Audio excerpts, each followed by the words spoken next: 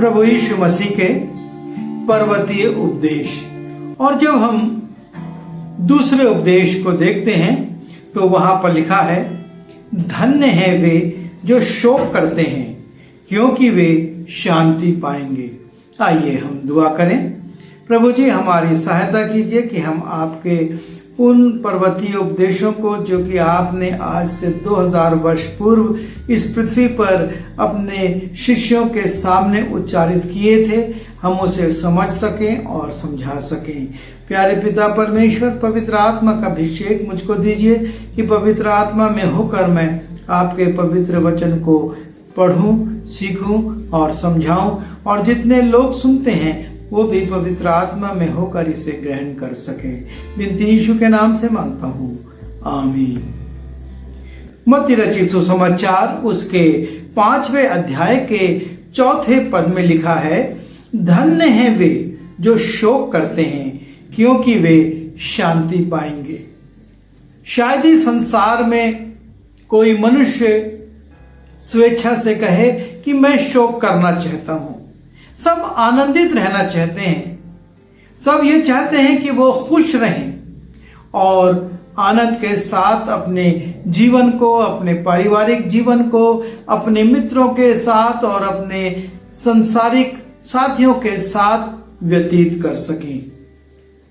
परंतु ये भी सच्चाई है कि इस दुनिया को दुख सागर भी कहा जाता है, क्योंकि इसमें बहुत सारे तरह तरह के शोक हैं, दुख हैं।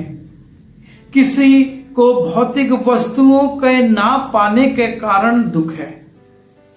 एक भाई को मैं जानता हूं जो कि इस बात से बहुत दुखी था कि उसके पास कार नहीं है। हमेशा वो इस बात के लिए दुखी होता था कि मैं यहां नहीं जा पाता, ऐसा नहीं वैसा नहीं। और कुछ लोग इसलिए दुखी हैं कि उनके पास भौतिक वस्तुएं हैं पर अब उनका उपभोग नहीं कर पा रहे।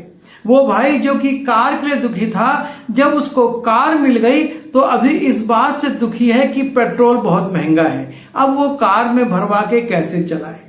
तो इस संसार में हम देखते हैं नाना प्रकार के दुख हैं। किसी को संतान विहीनता का दुख है, उसके पास संतानें नहीं हैं और इससे वो दुखी है, अपने हजारों लाखों रुपया खर्च कर रहे हैं संतान पाने के लिए। और कुछ लोग अपनी संतानों से दुखी हैं, वो उनके लिए शोक कर रहे हैं, उनकी आदतों के लिए, उनके आचरण व्यवहार के लिए और उनकी उपेक्षा के लिए कि किस प्रकार से उन्होंने अपने बुजुर्गों को उपेक्षित कर दिया है।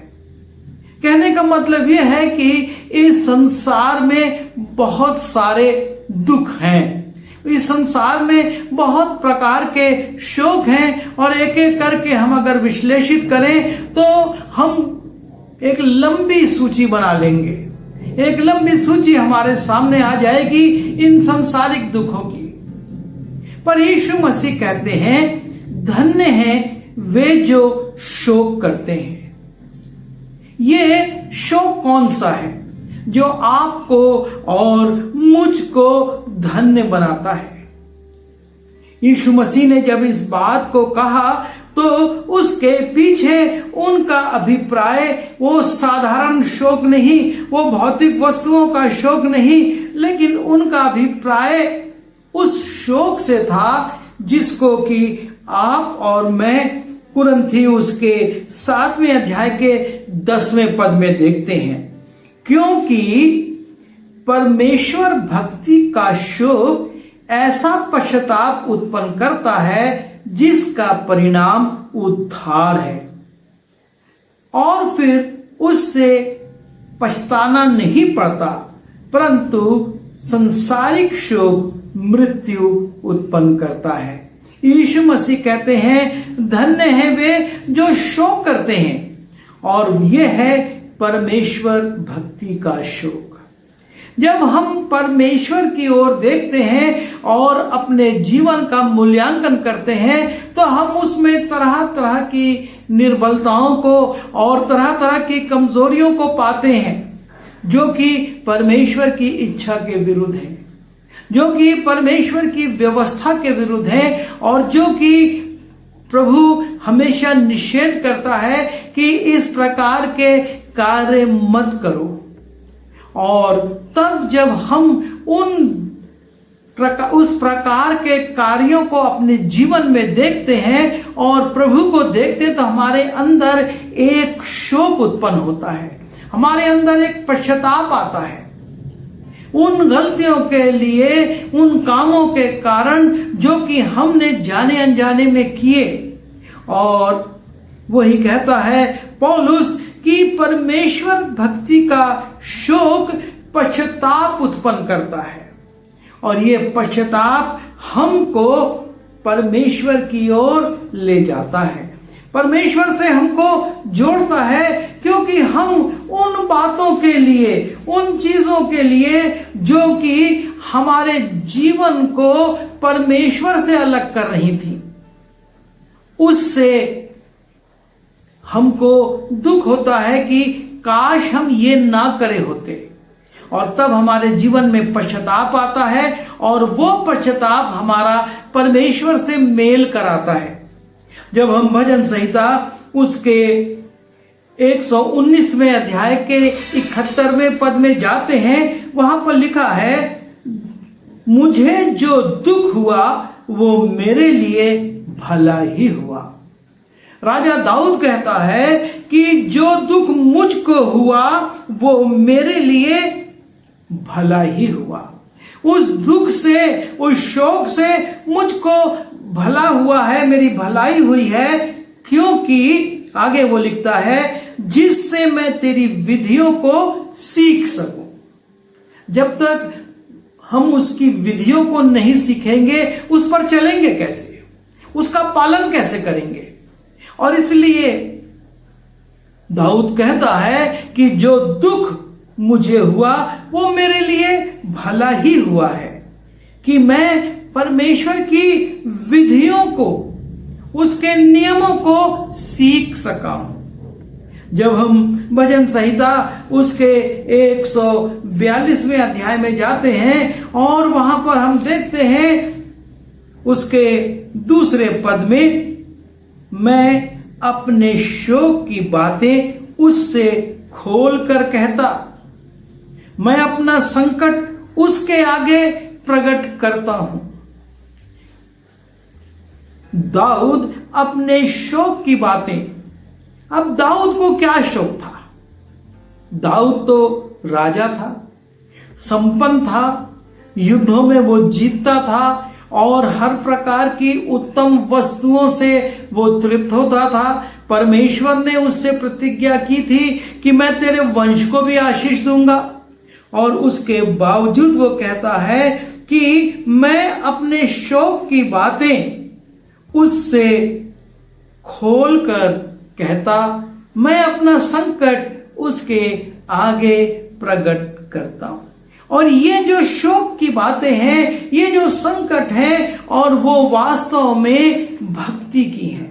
परमेश्वर के प्रति उसके मन में अगाध प्रेम था और उस प्रेम के कारण वो देखता था कि उसके जीवन में कमजोरियां हैं और इसलिए वो अपनी कमजोरियों के कारण परमेश्वर के सामने दुखी होता था। लिखा है भजन संहिता उसके 88वें अध्याय में 88 के 9 में लिखा है, दुख भोगते भोगते मेरी आंखें धुंधला गईं। हे यहोवा, मैं लगातार तुझे पुकारता और अपने हाथ तेरी ओर फैलाता आया हूं। किन बातों के लिए वो परमेश्वर के सामने अपने हाथ को फैला रहा था? वो किस दुख से कहता है कि मेरी आंखें धुंधला गईं? और ये उसका पश्चातापी दुख था, जो पश्चाताप वो परमेश्वर के सामने कर रहा था। वो कहता है कि मैं रात में अपने आंसुओं से अपने बिछौने को भिगोता हूं। वो अपनी गलतियों को, अपने पापों को स्मरण कर करके परमेश्वर के सामने रोता था,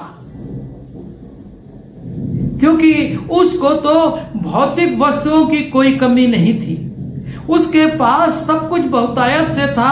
और हम पढ़ते हैं कि उसने कितना सोना और कितना चांदी और कितना पीतल परमेश्वर के भवन को बनाने के लिए अपने बेटे सुलेमान को सौंपा था। पर वो परमेश्वर के आगे अपना हाथ फैलाता है, क्योंकि वो कहता है मैं तो अपने अपराधों को जानता हूं। जब हम भजन संहिता उसके 51वें अध्याय के 3 पद को देखते हैं, लिखा है मैं तो अपने अपराधों को जानता हूं और मेरा पाप निरंतर मेरी दृष्टि में रहता है। और जब उसको पाप दिखता था, अपने अपराध दिखते थे, अपनी गलतियां दिखती थी कि उसने किस प्रकार से बदशेबा के साथ गलत जीवन जिया और कार्य किया, और किस प्रकार से उसने उसके पति को युद्ध में मरवा दिया, और इन तमाम बातों को जब वो स्मरण करता है तो वो प्रभु से कहता है कि मुझे हत्या के अपराध से, मुझे हत्या के अपराध से छुड़ा ले। हे मेरे परमेश्वर, हे मेरे उद्धारकर्ता परमेश्वर, मुझे हत्या के अपराध से छुड़ा ले, तब मैं तेरे धर्म का जय जयकार करने पाऊंगा।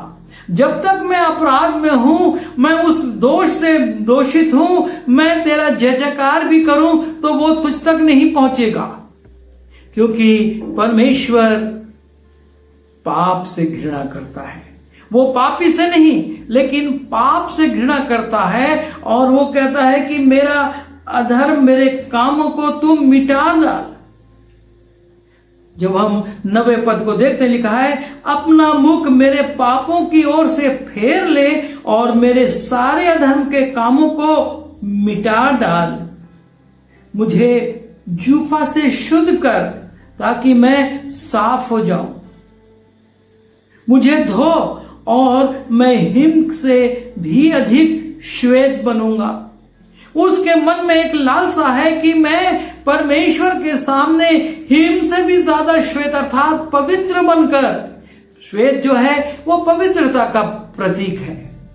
और इसीलिए जब हम यशाया उसके पहले अध्याय के 18वें पद में जाते हैं, लिखा है आओ हम आपस में विवाद करें और तुम्हारे पाप चाहे लाल रंग के भी हों, वो हिम की नाई श्वेत हो जाएंगे। परमेश्वर हमारे पापों को धोना चाहता है, और इसलिए दाऊद विलाप करता है, कहता मेरी आंखें धुंधला गई हैं, विलाप करते करते। और वो पश्चातापी मन से परमेश्वर से कहता है टूटा मन परमेश्वर के योग्य बलिदान है। हे परमेश्वर, तू टूटे और पिसे हुए मन को तुच्छ नहीं जानता। वो अपने टूटे मन को परमेश्वर के पास लाता है। उसके पास परमेश्वर को देने के लिए बहुत कुछ था, सोना चांदी, बहुमूल्य पत्थर, हीरे मोती और नाना प्रकार के अच्छे अच्छे पशु और चीजें जो कि वो भेंट में चढ़ा सकता था। लेकिन वो जानता है कि इनसे मेरे अपराधों का, मेरे पापों का प्रायश्चित नहीं हो सकता। और इसलिए परमेश्वर भक्ति का शोक उसके अंदर ऐसा पश्चाताप उत्पन्न करता है कि वो कहता है टूटा मन परमेश्वर के योग्य बलिदान है। हे परमेश्वर, तू टूटे और पिसे हुए मन को तुच्छ नहीं जानता। और इसलिए यीशु मसीह कहते हैं धन्य हैं वे जो शोक करते हैं, क्योंकि तब परमेश्वर की ओर से लिखा है क्योंकि वे शांति पाएंगे।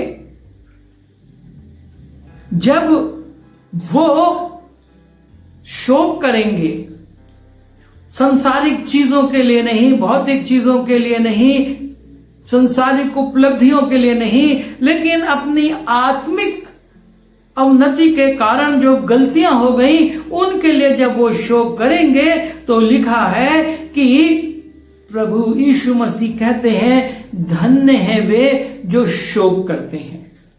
परमेश्वर भक्ति का शोक, पश्चातापी शोक जो करते हैं उनके लिए वो कहता है कि वे शांति पाएंगे।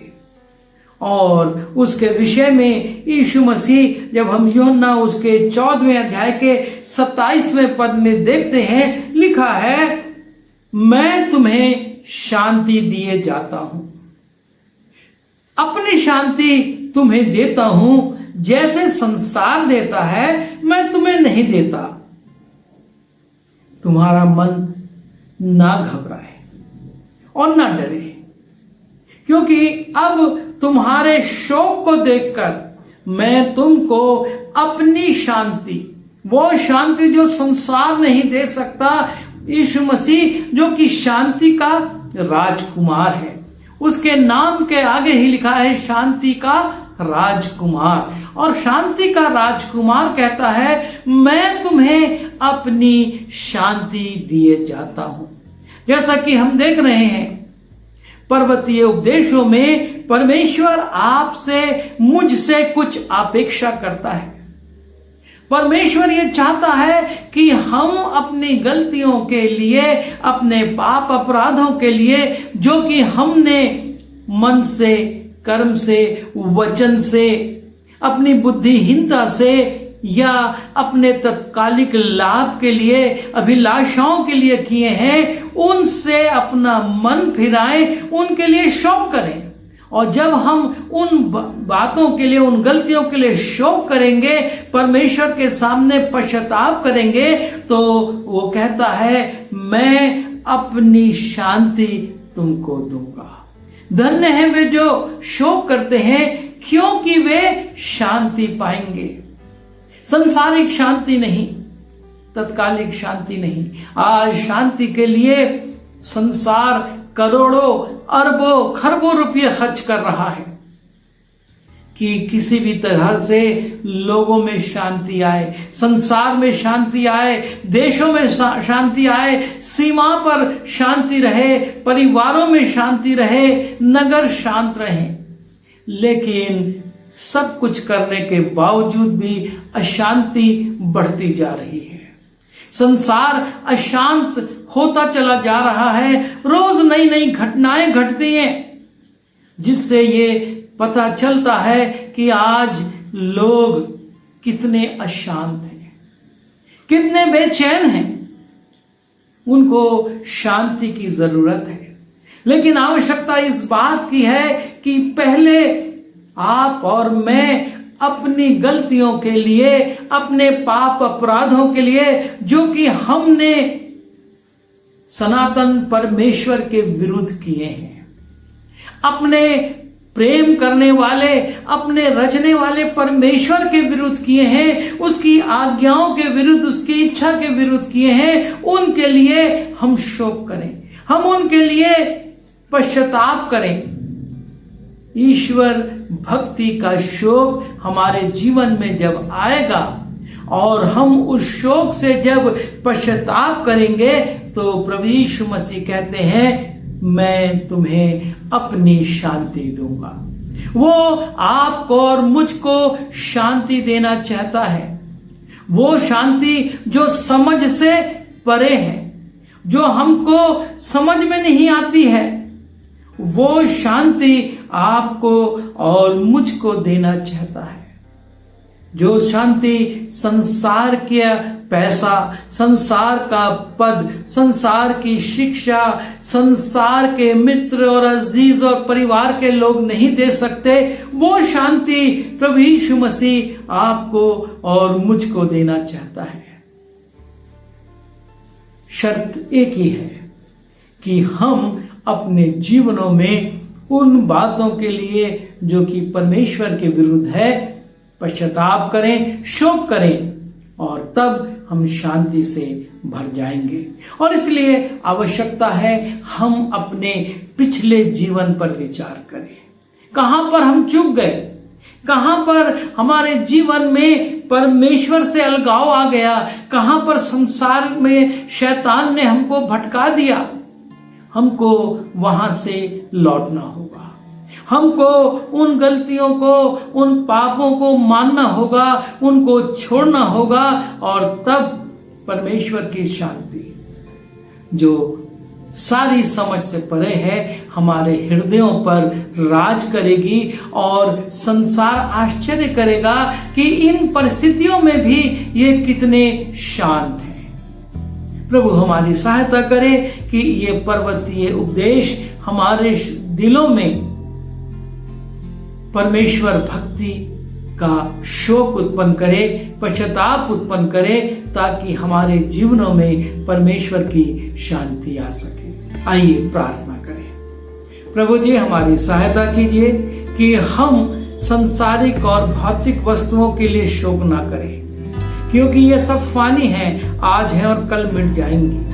लेकिन जहां पर हम प्रभु आपसे अलग हुए, जहां पर हमने आपकी आज्ञाओं की अवहेलना करी और जहां पर हमने अपनी मन की कठोरता या अभिलाषाओं के कारण आपको ठुकराया है, हम उन गलतियों को आपके सामने मान लें, उन गलतियों के लिए पश्चाताप करें, क्षमा मांगें और उनको छोड़ दें, ताकि प्रभु आपकी शांति हमारे हृदयों पर राज कर सके। आप दया करने वाले परमेश्वर हैं, आप क्षमा की खानी हैं, और जब हम क्षमा मांगेंगे आप अवश्य क्षमा करेंगे। सिर्फ हम सच्चे मन से आपके सामने पश्चाताप करें, आप अपनी शांति देंगे। आपके वायदों के लिए, आपकी प्रतिज्ञाओं के लिए धन्यवाद करता हूं और इस विनती को अपने यीशु मसीह के नाम से मांग लेता हूं। आमीन।